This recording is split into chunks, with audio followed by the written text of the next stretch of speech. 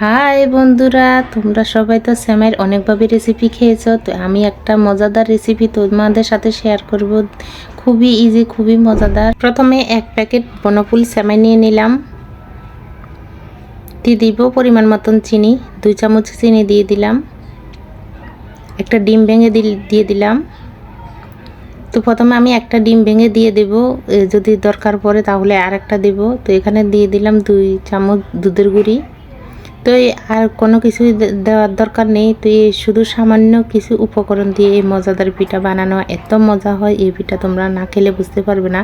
তো তোমাদের যেমনি ইচ্ছা হয় এমনি আকারে শেপ দিতে পারো। তো আমি এখানে গোল আকারে শেপ দিয়ে নিতেছি। এই পিঠার রেসিপি আমার জলের সঙ্গে এক জায়গায় গেলাম, তখন ওরা আমাকে এই পিঠাটাই খেতে দিয়ে দিল, আমাদের দুইজনকে। আরও অনেক কিছুই ছিল, তবে আমার কাছে এই পিঠা অনেক ভালো লাগলো।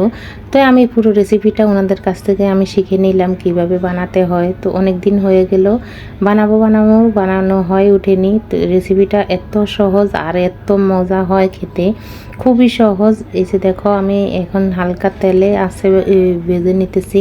তো বেশি কিন্তু তেল গরম করা যাবে না, তাহলে পুড়ে যাবে। তো এই যে আমি একবারে ভেজে নিলাম, একটু বেশি লালচে হলো। তো দ্বিতীয়বারও ভেজে নিতেছি। তো অল্প কটাই আমি ভেজে নিলাম। তো অল্প কটা ভেজে নেওয়ার পরে দেখলাম একদম আমার ঘরে কারাকারি লেগে গেলো। তো আরও এক প্যাকেট আছে, পরে আমি বানাবো। তো আশা করি আমার আজকের রেসিপি ভালো লাগলো। ধন্যবাদ।